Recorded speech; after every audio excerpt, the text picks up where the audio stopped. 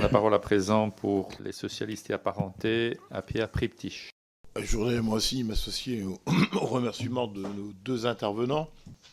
Il a été évoqué la création par M. Saint-Étienne d'une agence foncière nationale, au-delà du constat, avec un chiffre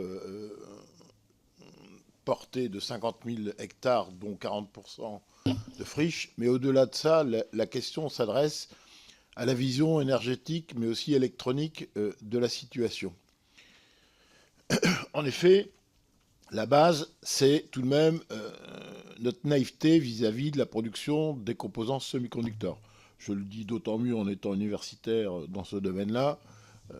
C'est tout de même aberrant les choix qui ont été faits durant des décennies de ne pas investir massivement sur une technique qui peut être aussi une industrie propre en tant que telle.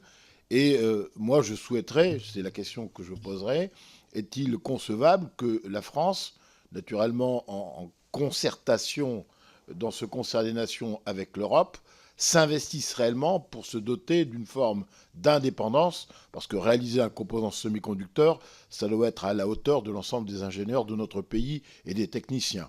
Deuxième élément, c'est la vision énergétique de la France.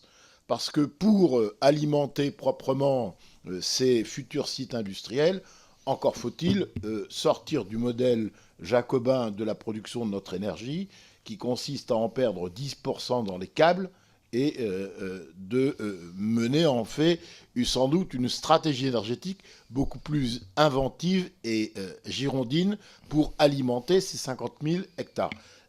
Point concernant M. Bavrez, quelle politique monétaire préconisez-vous pour essayer justement de résoudre les trois problèmes que vous avez posés concernant la place du pouvoir d'achat, les choix concernant l'industrie et la recherche et développement uniquement dédiés à l'industrie automobile et la collaboration Chine-Amérique.